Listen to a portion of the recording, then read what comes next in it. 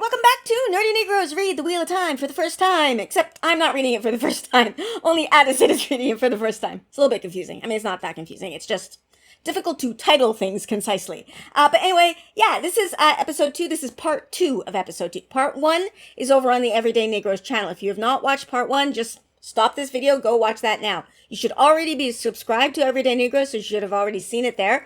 But if you aren't, go do that now. It will also be in the playlist, which is linked in the description below. Thank you all for joining us on this journey, and a special thank you to our patrons, my patrons, and Everyday Negroes patrons.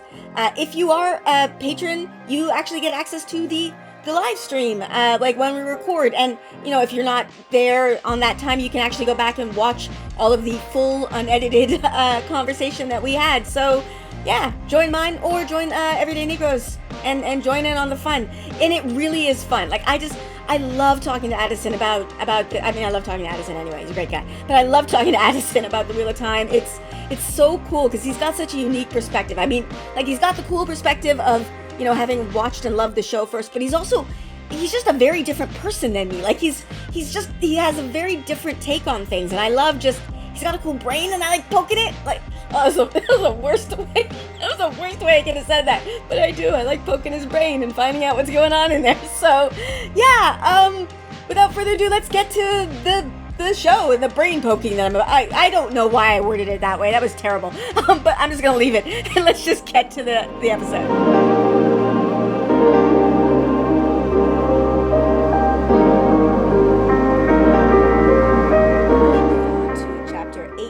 Called the Camelin Road, and the icon is this Trolloc skulls and fists, which I do not know how I didn't see these when I was reading the books. I just never noticed these things. So that's pretty ominous. Looks like something you see in a Zelda game or something. A little bit, yeah. While they are camping, they hear a horn sound, and they realize that there are Trollocs following them. They begin to flee, and the horns keep sounding, letting them know that the Trollocs are getting closer. They meet an army of Trollocs led by a half-man and have a short but brutal battle, during which Matt yells something in the old tongue. They fight until Lan kills the Fade, and then all the Trollocs suddenly die. But there are more Trollocs coming, and Moraine uses her Angreal to cause an earthquake and a wall of fire. This drains her of all of her strength, so they make their way to Shadar Logoth. If Lan didn't already have my respect, no, you're legendary for this. This man beheaded a Fade. Yeah. And again, like, we did not see this encounter with him in the series. Yeah. I'm going to be honest, if I'm not, unless I'm mistaken, whether let me know in the comments or you let me know, Jenny. I don't think we seen anybody have a successful battle against a Fade at all. Not in the show, no. Not in the show. Matter of fact, the Fades were one of the more scariest things that we've seen, and Lan had already indicated that there's things worse than a Fade. Yeah. So seeing him pretty much just handle that Fade, it was not only enlightening, but it was scary, because it's like, if there's something worse than that, and that's like the worst thing that I have visually seen in the show, so to speak, this is crazy. And the fact that he ran straight after, you know, miles of running and, you know, the horns closing in, the fact that he made the, you know, the U-turn to go run straight into the group and just handle them real quick. Oh yeah, he got my respect for that. Anything specific jump out at you on this one? Oh, for sure. So aside from Lan killing a Trolloc, the fact that the group of guys also went in fearlessly with their own war cries that they had, Matt's obviously being the weirdest. Like, we, you know, Manethrin. What battle are you fighting, brother? You know what I'm saying? Yeah, you might be on the wrong side. That you know, you need to get that checked out. But anyway, so the guys handling the Trollocs, what's starting to happen is the fear of encountering Trollocs is becoming less and less. And for me, it's like you play a video game, right? Yeah. And your first encounter with, like, Kingdom Hearts, when you fight a Heartless, oh snap, you on the controller like that. Yeah. And then it's just like, pretty soon you're eating Twizzlers, just not even looking at the Heartless as you're beating them up. It becomes that type of encounter. I feel like that's what's kind of happening with the Trollocs, is they're becoming peon villains. You know, no offense, but peon villains is what they're becoming. But I will also say this, though, and this is what I was speaking about when we spoke about Nynaeve getting dragged away by the Trollocs. The Trollocs do not seem to be trying to kill them. they have hooks. Yeah, exactly. They have hooks and they're trying to capture them. So it's almost like they're fighting at a disadvantage anyway. Mm-hmm. They're playing capture the potential dragon while Matt and Rand are playing cut the grass. Yeah, exactly. You know what I'm saying? Yeah. 2 different games we're playing. That's why, we have fades, and then they're upping the ante a bit with like this. Now we have a Drakkar as well, being put there. So, and then, when Lan kills the fades, all of the Trollocs suddenly die. Okay, so that's a good point. So I did hear them like yelping out and crying. It was concluded that they died from that they actually did. Well, they fell to the ground. Like, maybe they didn't die, but they all fell to the ground when the fade was decapitated. So like me, I would have been like, hey, yo, Jermaine, since you ain't got nobody to work for, we taking applications. Matter of fact, get you in about 6 of your boys. Y'all come roll with us. The benefits are good. You know what I'm saying? Like, that's what I would have did. You know what I'm saying? I would have recruited. We need some more reinforcements on our side. But again, we don't know much about the Trollocs up until this point. Yeah, because it was interesting because at that moment, I was like, why did all of the Trollocs just cease like that? And then we found out, again, Lan is like that. You know, so I'll just leave it at that. Yes. Brother Lan, he's like that. Yeah. And then you do finally get to see Moiraine, as you put it, go to work, where she uses her Angreal to cause an earthquake and a wall of fire. So we do finally get to see her in action in the books. Was it satisfying for you, like, because you missed it in the first bit, or were you more into what Lan was up to? I'm not going to lie. I was so caught off guard that we actually got to see a Fade get killed that it seems like what Moiraine did was a Moiraine type thing to do. Right. Almost to the extent of it was like, why didn't you do that earlier? But she doubles down and says she's not at her strongest when working with earth and fire. Yes. And that type of thing takes a lot out of her. Yeah. So it's understandable why she has to use certain attack techniques in certain situations and kind of strategically use those. So yeah, and it does drain her of her strength. I think the show, like on purpose, in the first episode, she gets wounded to make her weak. And in here, she does this to make her weak. So I think that's, And then, Nynaeve treats her. Because Nynaeve is, even though she seems to hate her, Nynaeve's not going to not treat her. And that's also the part about it, too. Like, as I'm reading, I'm like waiting to see, all right, when is a Trolloc finna stab her? You know what I'm saying? When is she actually going to get hit? But she just is getting tired, not necessarily. I don't think anybody really has a blow on her yet. She's still undefeated. Yeah, as of yet, I'm trying to make sure. My fault. Yeah, as of yet. I don't think so. Yeah. So okay, all right. Any before I go on to the next one, they do go into a little bit about Matt's war cry. Yes. But it is one of those things that, brother, before we keep heading north, I'm gonna need you to fully explain what it was that you just said. Yeah. I'm not going to battle with you again unless you fully explain. But I don't know what you have in store for the quiz. Summer, yes, yeah. it will. Oh, I see what you're saying. Yeah. Well, in I think it's in. I don't have it in my notes. I don't remember what chapter it is because it's one of those moments where I feel so bad for all of them because Matt just yelled something in the old tongue and then the other two are like, oh, thank God, maybe it's him that everybody's after.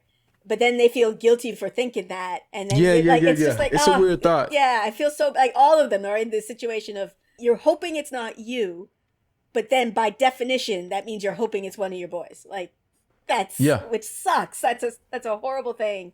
Horrible place to be. But at the same time, it's like, I don't know how you could even feel like it's not you after you had the dream with that Digimon who told you that you're not escaping. But they all had the dream. They all had the same dream. Yep, that's correct. That's correct. So, but we are only seeing it from Rand's perspective. So anyway, okay, then I will go on to the next one. The chapter icon is the two ravens. The summary or the chapter title is Shadows Waiting. They walk into an enormous but abandoned city. Nynaeve begins to treat Moiraine with herbs. Matt, Perrin, and Rand decide to go exploring in the evil city and bump into a man who introduces himself as Mordeth and tells him about a treasure he needs help carrying.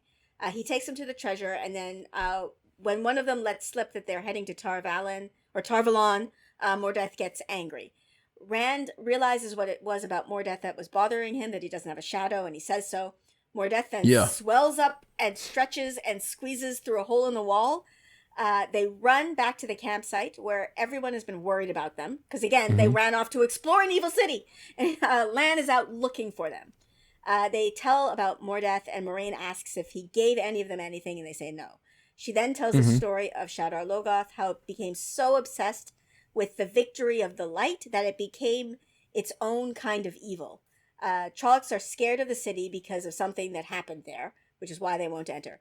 They sleep for a bit, but wake when Lan returns and says that there are Trollocs in the city heading straight towards them. The first impressions about this chapter is I feel like Robert Jordan fell in love with people being flexible, because here it is, we see another brother reach the ceiling tops, and it's like, okay, is everybody have the ability to, become this Space Jam creature? But going into Mordeth's name, when I first read it, it already sounded like more death. Yes. You know what I'm saying? Yes. That's the one thing that stuck out to me. I know his name is More Death, but it sounds like it's more death. It's like, brother, I can't do anything with you. But again, I'm coming from watching the show, so I know stupidity is at foot.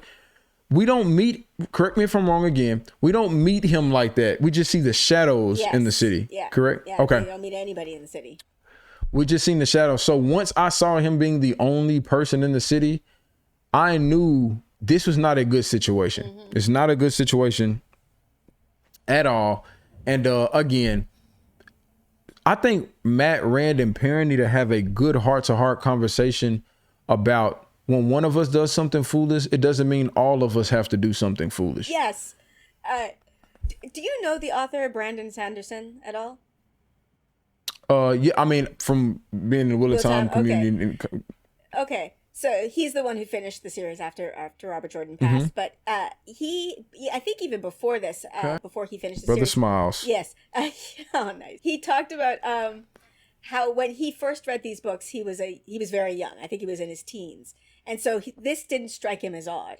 But then when he reread it as an adult, he was like, why did they just go leave? It's one of those things like when you're a kid, the fact that they decide that they're in a city and they want to go explore might make sense. I first read these books in my 20s, and it always drove me crazy. It's like, what are you doing? What are you doing? That's a fact. Yeah. That is a fact. Yeah. And even deeper, it is like, Moraine put it to him plain and simple, but it's still like, y'all not into the hot water either. Y'all should have told them explicitly to stay y'all's behind within the confines of this area. Matter of fact, stay behind this little stick that I'm about to place right here.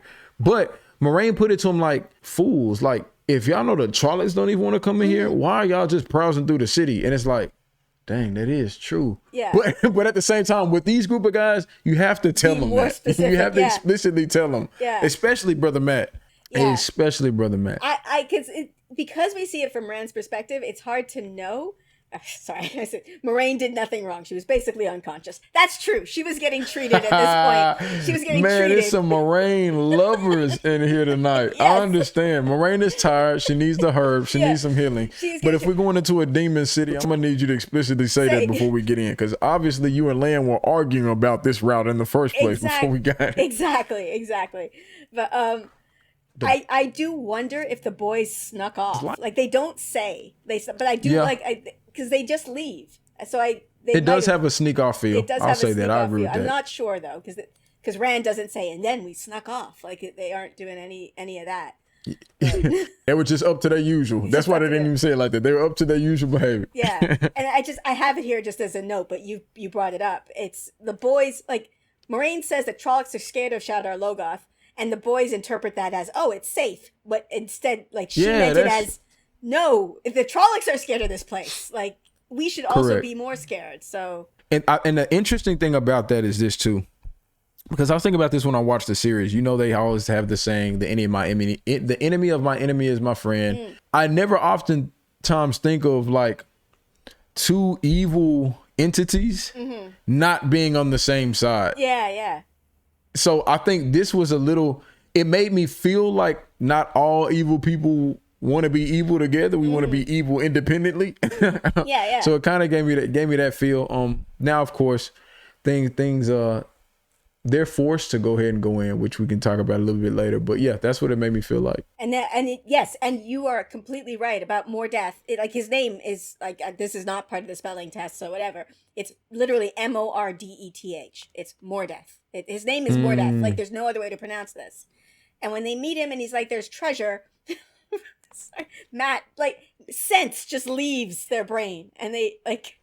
And my biggest thing with this is, Matt, we're on the run for our life. Mm-hmm. When do you think you're going to be able to cash in any of this stuff that you got? It's so, it's just so irritating. And it's one of those things, again, Matt, we need to have a conversation about some of the foolish predicaments that you put us in. And furthermore, I know you're lying because I watched the show. I know you took something. I know you took something based upon how the show plays it out. Now, I think everybody, Perrin and Rand, when Moraine asked them, they answered the question. Yeah. The way Matt answered the question is like he told the truth, but he did not say didn't he say like, no, I didn't take anything from him? Yeah, he didn't give me any. And he didn't touch me. But did you grab something on the way out? Yeah, because that's what I need to know. Moraine says you did it. Did he give you anything? And yes. And Matt's like, no, he didn't give me anything. Like in his mind, like I took it. What struck me this time listening to it, Matt was doing the thing that Aes Sedai are accused of doing, where he was like, no, my words are true. My words are true. Yeah. I might be lying, but my words are true. Like that's a fact. When you start hanging around people, they rub off on you a little bit. Never thought of Matt as a blue Aes Sedai, but in that moment, that brother was a. That's what he's doing. So the dagger Aes Sedai is what he was becoming. The dagger Aes Sedai, Lord. Yeah. But yeah, like because the others had stuff in their hands and they put it down. And we never see, there is actually a moment that every single time I reread, I always go, oh my gosh, I can't believe I didn't catch this.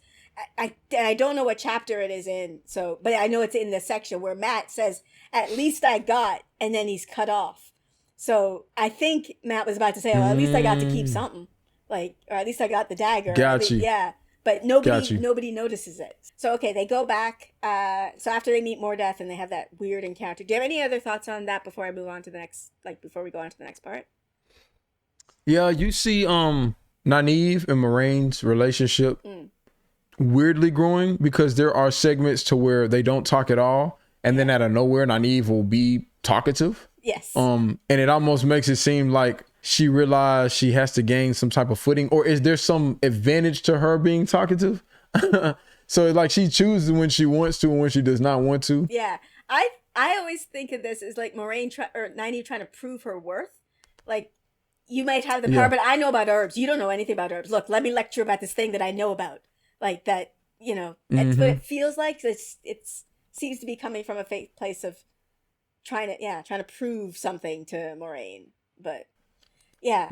And it's also interesting to think that Moraine doesn't need anything but a good night's rest. Yeah. So that's interesting to see as far as her rejuvenation process goes. It appears that she just needs to, get her 8 hours in. Yeah, because she's not she's not wounded here. She's just worn out from channeling. So okay, when they get back to the camp, just this interesting thing to note. When they start telling Moraine about what happened, they all start at different places. Matt, of course, starts with the treasure. Perrin explains why they left, and Rand starts with Mordeth. This is another one of those. Which one would you have started with? I think I would have went straight to the chase. The chase with Mordeth? Mordeth. I would have went straight to, Maybe you are Rand. No. Now I'm getting scared. No. I'm right now. I'm a book reader. I'm a book listener and WoTTube fan.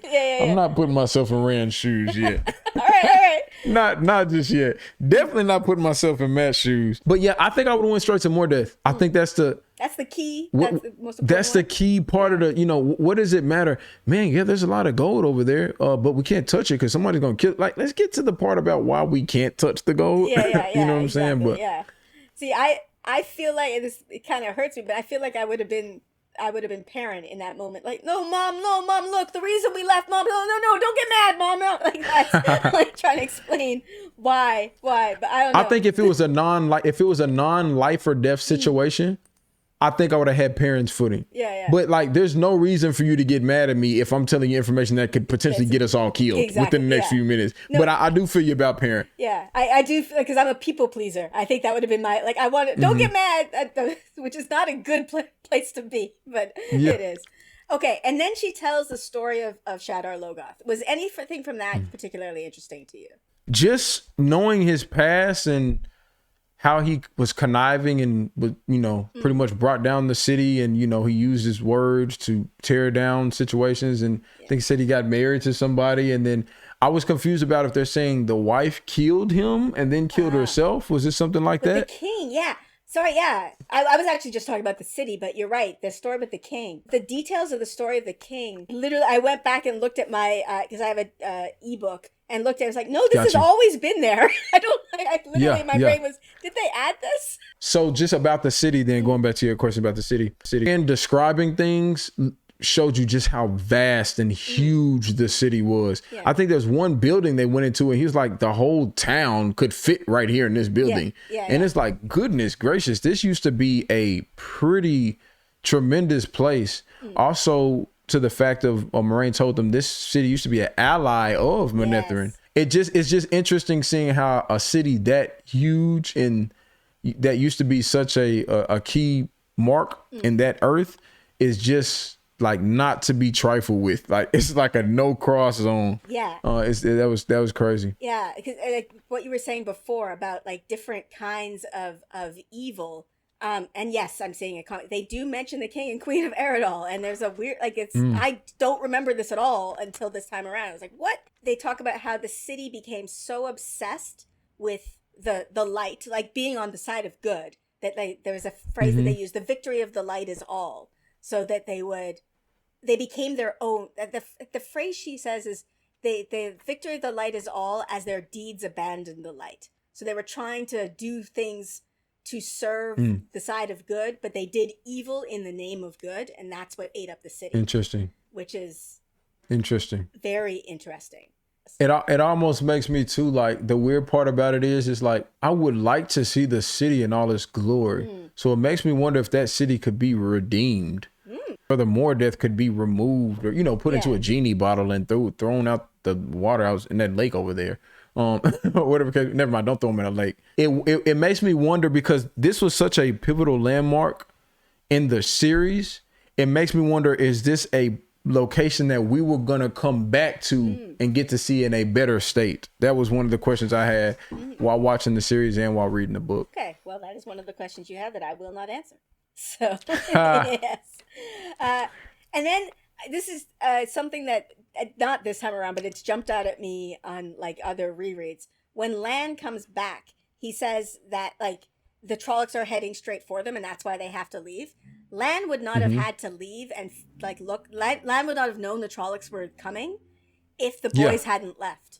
The boys left, and he had to go look for the boys. And while he's looking for the boys, he sees that the Trollocs are coming. But doesn't it also say that?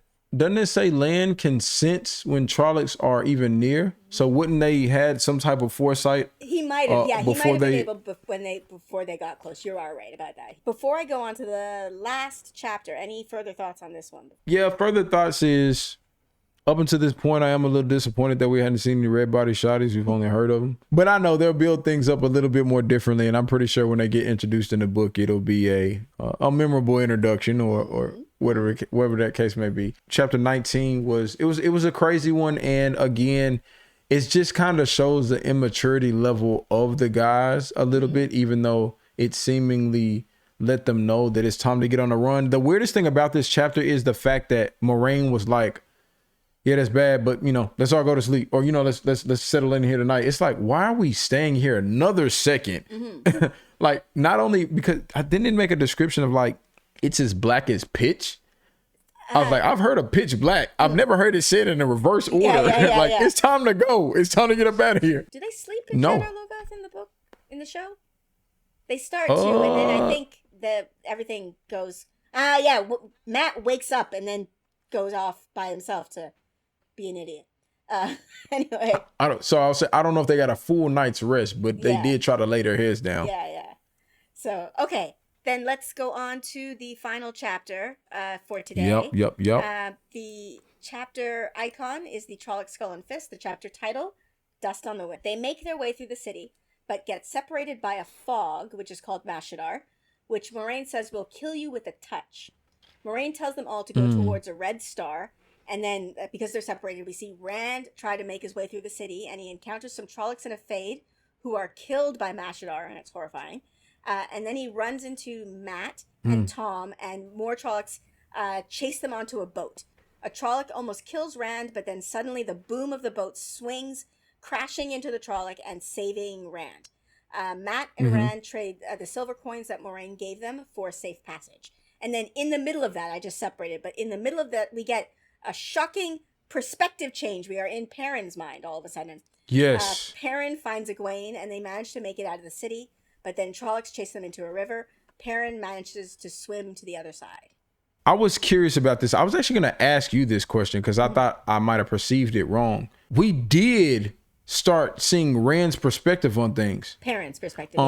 My fault. Not Perrin. We did start seeing Perrin's perspective on things. It caught me off guard a little bit, and it also made me a little uneasy because in that moment, I've read other books to where, again, bringing up Red Rising, you're in Daryl's perspective for a large bit, and then as the books kind of continue, you start to get into other people's perspectives. And when that happens, it always makes me think if they want to, they can kill off said character and still keep things going. Right, okay. Not to say that Rand is like my favorite character of all time that I've read from that first person perspective, but it did get a little interesting at that point, even though it was just a quick flash of a switch.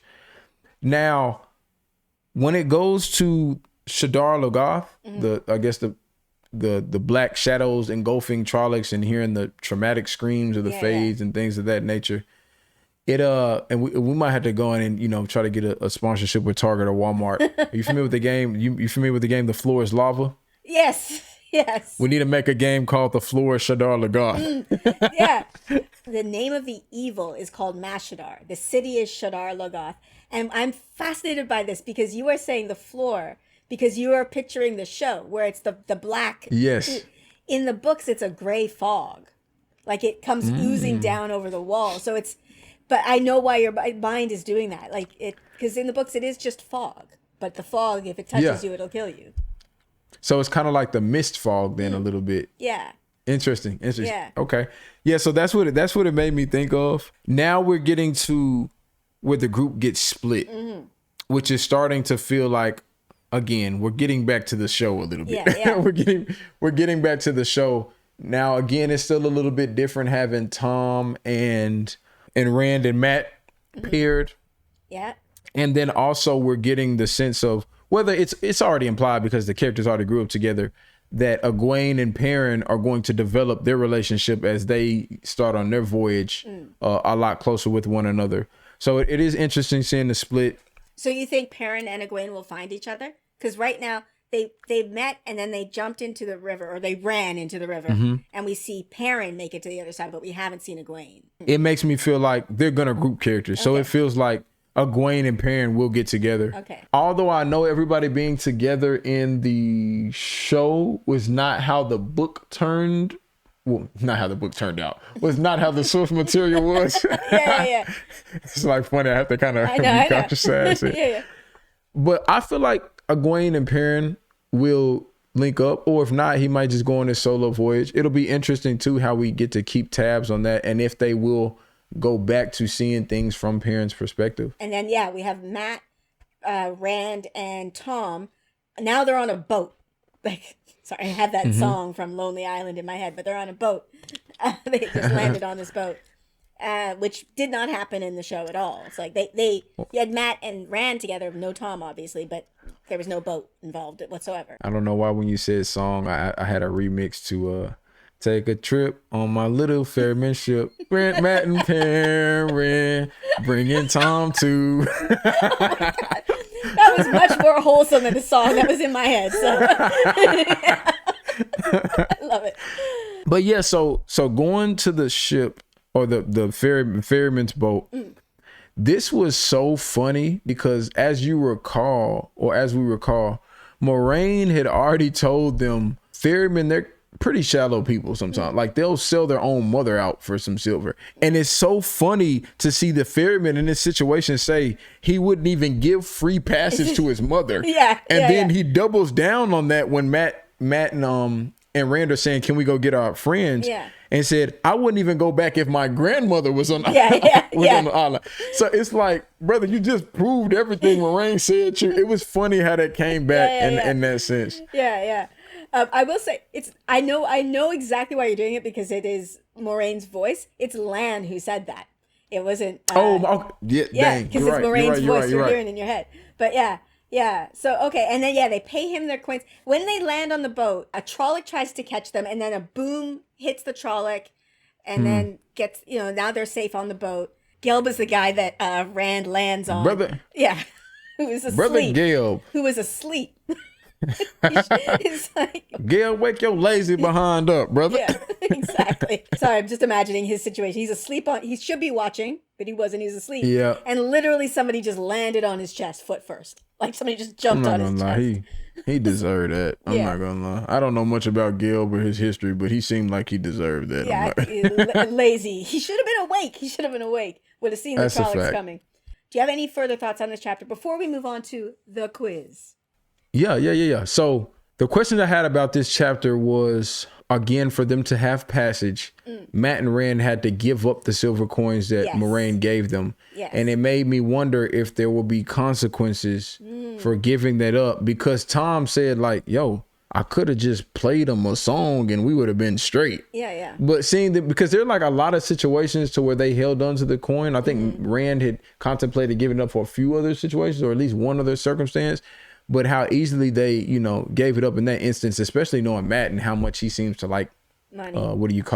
Money and tangible things. Yeah. So that was interesting. Yeah, that's true. Yeah, we'll see. If Actually, I almost forgot I forgot all about the coins, to be honest. Until they pulled it out. Yeah. We'll see if that has any consequences whatsoever. So are you ready? Are you ready for the quiz? I don't know if I'll ever be ready for the quiz, but there's no time like the present. So. All right. Okay.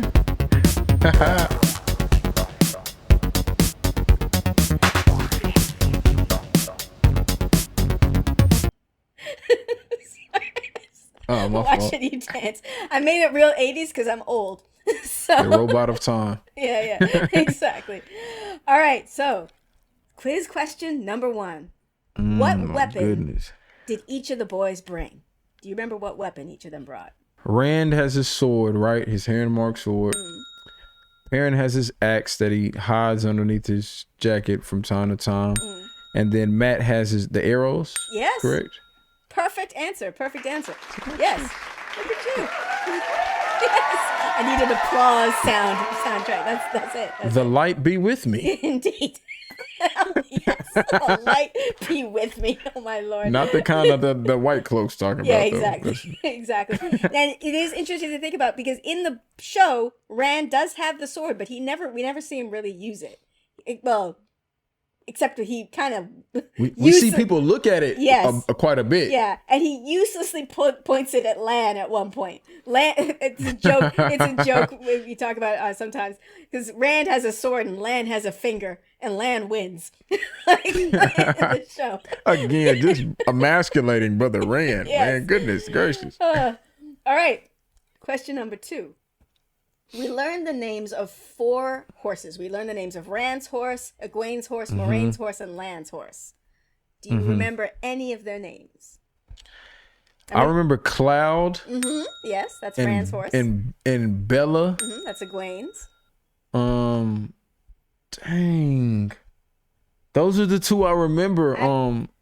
And I know they refer to them as Greys. Okay. So. Well, Moraine's, Cloud and Bella. I said any of them, so you're getting full points because you just need to know any of them. But Moraine's horse is named Aldib, and Lan's horse is named Mandarb, which means blade in the old tongue.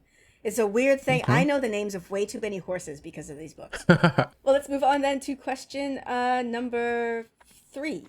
Do you remember Shadar Logoth's original name? So it's called Shadar Logoth, which means shadows waiting. But do you remember what its name was before it was Shadar Logoth? You're looking in your notes. Let me see. I don't know if I wrote this one down. Oh man, it's not Mordeth. No. Man, I'm gonna have to tap out on this one. It's all right. It's called Eridhall. Arid Hall. That was its You know name. what? You know what's funny? I was gonna say that because somebody had said it in the chat earlier, but I didn't want to cheat. I didn't want to cheat and go back to the chat because I was about to say aerosol, and I was like, I don't think it's aerosol, but anyway, so I should get points just for not cheating when I all right, I'll give you points for that again. No, I failed that one. All right. Question 4. Do you remember the Terran ferryman's name? The one who didn't die. He died in the show, but he didn't die in the book.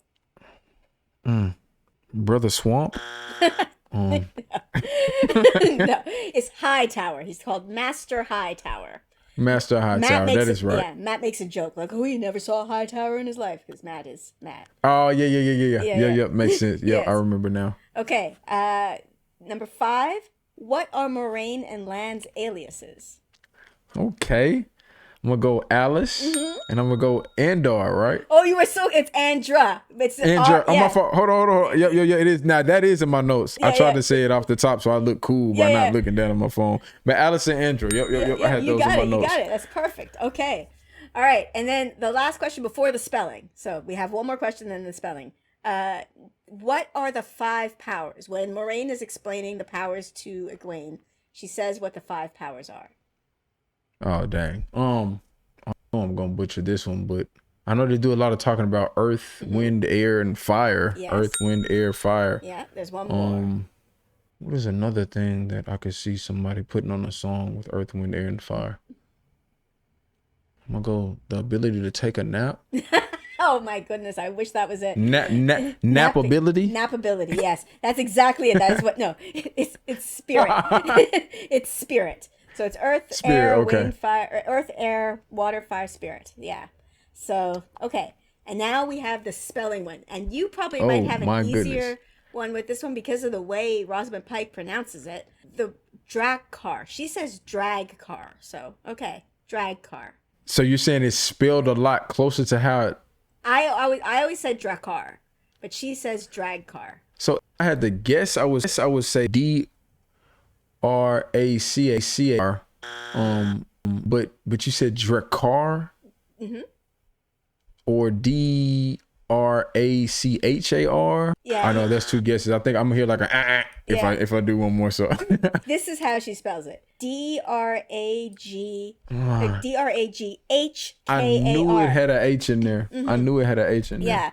So the way Rosamund Pike says it, she says drag, which is the first part, and then the car, and then there's just a silent H in the middle for reasons that Robert Jordan only knows. This is for all of y'all that are out there listening or watching, this is the disadvantage to being an audio listener as opposed to a book reader right here.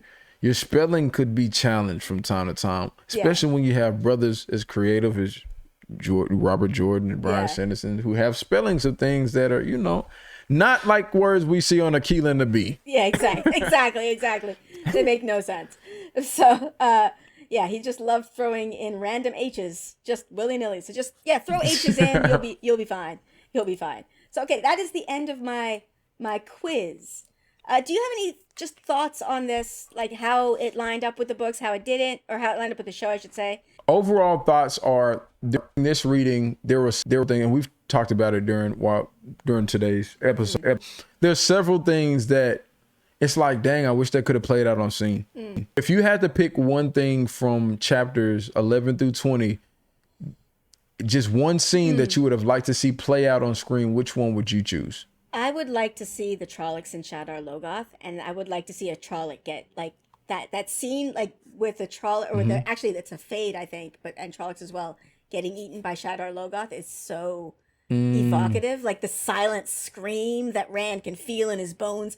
I don't know how you would do that. Like, you cannot show a silent scream. It's just somebody with their mouth open. But yeah. No, that makes sense. I think for me, I would have liked to see Lan's fight with the Fade, but at the same time, I understand why they probably didn't show it, because after I see a Fade get killed, it's like, okay, what's the next level boss? You know what I'm saying? So now I still have that fear for a Fade. Like, this is the top level, right? So at the same time, I think I kind of understand why. Yeah. So those are a few things that, as far as book to series wise, that I would have liked to see. And yours with the Trolloc screaming, the Faye screaming, that would have been an interesting one to see them get engulfed like that for sure. Yeah, because that scene with like in the show, they show a horse getting sort of disintegrated. Yes. It's bad. It's a bad. So situation. was that the horse that got eaten? Was that Belle? Was that Cloud? It was better that, not have been Bella. If it's Bella, I will have words with Rafe. Hey, man, that'd be interesting to know. I would be curious to see, because those are one of the horses, I'm assuming from the book. Which one of it, turned into a certified snack for Brother Shadar? Yeah, exactly. So one of the things that I noticed when I was like going through and editing the last week is one of the, you were talking a lot about how the mystery in the show is who is the dragon. The books have a completely different mystery. Like in the books, you don't know what Moiraine is looking for. The mystery is not who is the dragon. The mystery is, okay, there's something special about us three. It's probably me, Rand. What is special about me? What is that? How do you feel about that? Like the change in what the mystery is. Do you think that who is the dragon for the show was a good choice? Or do you think this would have been a better mystery to be like, what is it that Moiraine is looking for? I actually still feel like there's an underlying feeling of what is Moiraine looking for, while the main feeling is who is the dragon within the TV series. Okay. I still, because at the same, I'm always like, man, there's something she's not telling us, and there's some agenda that she's not fully revealing. And from the jump, they tell you the truth that Aes Sedai tells you is not always the truth that you want to hear or that you think it is. So even with that statement being repeated so many times between the show and the book, it's like that's already at the forefront of my mind when it comes to her. Okay. So with that being said, I do like them being a little bit secretive about who exactly the dragon is in the show. Okay. I think I do like that. I did like, again, watching people like you react to it. It was a lot for a lot of us watching. It was like, okay, this hook worked, because you spent a lot of your time trying to guess who the dragon was. Because I'm trying to think, from your perspective, and thinking if I was a first time watcher, like who had no engagement with the story, I think what is Moiraine looking for is a very cool overarching thing, but I don't know that it would have hooked me enough, because it's too. I don't think it's enough to like. There's not enough to grab onto to talk about. I think. I'm not sure though. I don't know. Like, makes sense. Do you think that would have been okay to have just that be the mystery of the show? I don't think so, because here's the other thing too, and I don't know if we necessarily said this on our reactions or not, because the word dragon is thrown out so much. Like, I'm halfway thinking it's gonna be an Animorph scene, and I'm gonna see one of the characters turn into it, transform into a physical. Yeah. Sorry for my weird, dragon pose, but turn into a dragon and start flying around, flame on, burning people up. So I'm actually still curious to see if that's gonna happen, if they can transform into that. But that's also something too. It's like, so with being called the dragon, and aside from having powers that we've seen Moiraine and them have, is there anything else extra that y'all are gonna do to further pull in why they're called the dragon? Right. But yeah. Okay. Yeah. Not answering anything that you just asked, but that is interesting. Yeah. Okay. That's all the questions that I had. Do you have anything else that you wanted to talk about, or? Yeah. So, as we come to a close, and we still have AR art coming from episode 1, y'all let us know from the things that we discussed today in the comments what y'all would like to see some art generated from based on today's discussion. And we'll put that in for this episode too. We hadn't forgot about y'all from last episode. Yeah, that's all that I had for this one. Next week we have another 10 chapters. I swear they get shorter as it goes on, but it's just trying to keep it in line with the show as much as I can. That's the way it broke down. So we have another 10 chapters for next time. So sweet. Sounds good. Well, I'll be getting my listening on. All right. Appreciate you again, Jenny. All right. Yeah. And thank you all for joining us. Light be with you. Oh, nice.